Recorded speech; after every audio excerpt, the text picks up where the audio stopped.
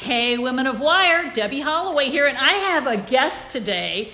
I'm doing a thing at my house this week for some of the women that I coach this weekend, and Ann Schreiber is here with me. She's actually, I think, come early to help me get things ready, thank goodness. So what we wanted to talk to you about today, we just finished our team meeting in New York City, and we listened to a guy who wrote the book, The Alter Ego. Todd Herman. If you get a chance to get the book, get it. I think it is a phenomenal read. And what I liked about it is something that I didn't want to admit, because I've always said, I know we're all going to be completely transparent and all that. But what I learned was we're not. And as he's talking, I realized I've used alter egos in the past to get me through difficult situations. So think about this. Has there been a time when you've used an alter ego to get you through a situation? Have you ever done that? Yeah. Do you remember that? Do you remember what you did? What did you use? I just did it on the phone. You just did it on the phone? Yeah. Tell us about I it. pretended to be you. Oh. So tell us about it.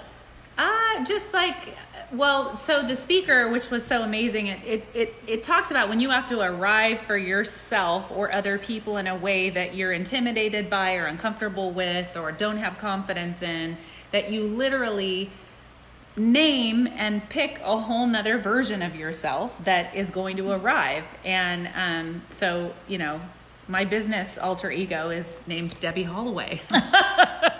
Well, I'll tell you what I did years ago, and I didn't know this till he mentioned it, but years ago, I was 24 years old. I had just gotten into real estate, and I thought, I can do this. But everyone around me said, no, you can't. You're not going to be any good at this. You're too young. No one would ever list with you. I'm having one of those hair days. Where you look in there and you go, oh my God. So what I did was I went out, I bought a pair of non-prescription glasses, and I pulled my hair back, and I put powder on the side. You did? I did, to try to make myself look older so that when I went on a listing presentation, that Oh my gosh. someone would talk to me, that they would list with me. I didn't really think that through because I don't think a 24-year-old face with gray hair made sense, but it was my only way of being someone that I wasn't, being someone who came across as older. And I'd love to hear from you guys. What do you use when you're in a stressful situation or doing something that you're not sure about? What's your alter ego? When I'm coaching, I like to think of myself as becoming Pat Summitt, who was one of the best women's basketball coaches, in my opinion, on the planet.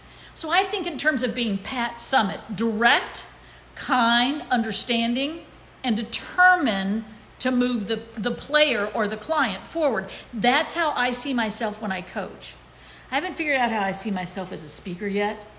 That's exactly how you coach. I've It never heard you described better than how you just described yourself. Mm-hmm. Direct, kind, Yeah. determined to move the needle forward, Yeah. 100%. So that's what I do when I coach. I'd love to know, what is your alter ego? Somebody said after he spoke, a woman came up to me, I think it was Sheila McGraw, and she said, you realize we were first with alter egos because we did the wire thing on what's your superpower, and everyone got capes, because he talked about how some people put a cape on before they make a difficult phone call because it makes them feel like a superpower.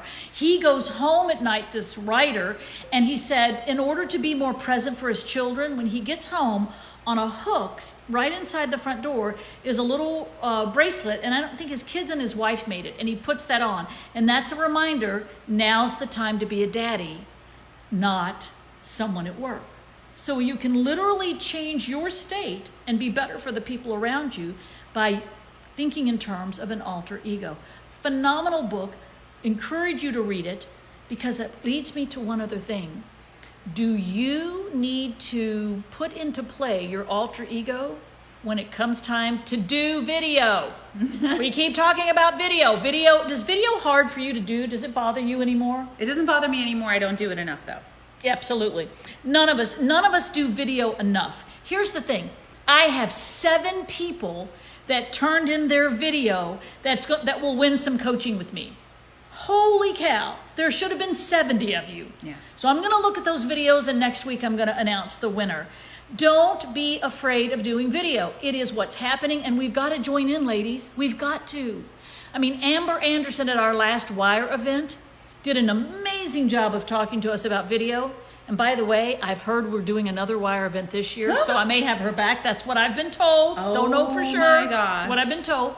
So let's do video. Let's become that alter ego, whoever that is, to get yourself comfortable with video. So get the book, The Alter Ego by Todd. Here we go. A phenomenal book. And we will talk to you guys next week. I've got a couple of guests coming on that are going to be doing some wire calls for you with some really cool stuff.